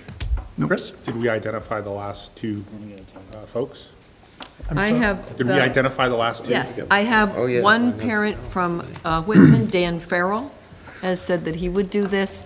We are still working on the Hanson parent because they came up with a name and we found out she'd just been hired as a paraprofessional, and you all asked that it be someone who did not work for the district. So there is another name out there, but they're pending the availability of that person. So I would say by this time tomorrow, we'll know that. Great. So we've moved ahead with that. Thank you. Any other questions? Okay. New business. We did the audit's annual report, Yep. policy Okay, recommendations. got a packet. It came in tonight. If you look, there was a packet that was printed that you have. This has all the previous minutes, which most of them, or all of them, have been voted. Michelle? Yeah. All of them have been voted. I would entertain a motion to accept the policy subcommittee recommendations So moved. Second. dated January 10th, 2018. So moved. Discussion? Policy committee has worked very hard on these policies. It's a long and tedious job behind the scenes, and I want to thank them for doing this. It's kind of like the regional agreement. There's no glory, It's but been a lot of fun. It was fun, right? any further discussion before we move to the vote? All those in favor? Great. Unanimous, thank you. Yeah, that was a major endeavor, and we worked out a terrific system that Lori Wright and Michelle Lindberg put together so we could look at two things at once, and I think it worked for us. We still are going to be meeting to look at the social media policy, and we talked to Beth and Kevin about that today through our meeting, and also how we're going to work on our issues of substitute teachers. So we will reconvene policy subcommittee one more time to take a good look at that, and also work with the association as well. So, Everybody good? moving along, it's good. Okay, I don't believe there's anything surplus to Nope. declare. There are no gifts. No, Unfortunately, Christmas is over. I do have one field trip. Student Council on Wednesday, March 7th to Friday, March 9th. We'll be going to the MASC Conference in the Hyannis Conference Center. It's the State Student Council Conference. There's 8 students going and 2 adults. They were asking for a nurse waiver because there is current coverage at the Hyannis Conference Center. And entertain a motion to accept. So moved. Second. Discussion? All those in favor? Unanimous. Thank you. Subcommittee reports. Warrant Subcommittee. I'd entertain a motion to accept the meeting minutes of January 4th, 2018. So moved. Second. Discussion? All those in favor? Unanimous? Thank you. That's something new. It keeps coming up, but they've changed the rules, and we want to be compliant. we're doing it. Negotiations Subcommittee. I think you, We meet tomorrow at 5 o'clock. okay. Regional Agreement Amendment Committee. Next week. We meet Monday, the 29th The 29th. January at 6 o'clock. Right here in the library. Yes, Again, Correct. anyone that wants to come, we're getting right along. We've been moving along on that. That's another tedious job, but it's something that needs to be done. And the 2 gentlemen that we have hired to help us with it have been doing a fabulous job, so. Good for that. Policy Subcommittee, as you just heard the report, they will be meeting one more I'll time. send out a meeting invitation. Facilities and Capital Improvement Subcommittee. We didn't meet this evening, but we came through the snowstorm okay. We will have some air and water quality reports at our next meeting next month. And rooftop units were installed at the middle school. You know, pretty much the basics. I believe everyone has the report that Ernie had prepared for their perusal. That's it? Any other questions? Thank you, Fred. Legislative update? Nothing at this point. Pilgrim Area Collaborative Representative report. So we did not meet this month because our meeting is the first Thursday of the month. As you know, we had the big, almost blizzard, snow bomb. I do want to just inform you that we have an amended version of our annual report for Pilgrim area, and that will be forthcoming. Okay. They did some amendments. And also, our chairperson has changed. Kendra Campbell, previously our vice chair, has stepped in, as our chairman has stepped out because he's interested in pursuing the executive directorship, and is applying for that, so he has stepped aside. He was from Plimpton. Okay. And that's it. Thank you, Mr. Boyce. I entertain a motion to adjourn. So moved. All those in favor? That was quick. 8:47 wins. Look at that. Did it before 9 o'clock. 8:50. Who had 8:54? Right on the money. Not only am I G, I'm at the very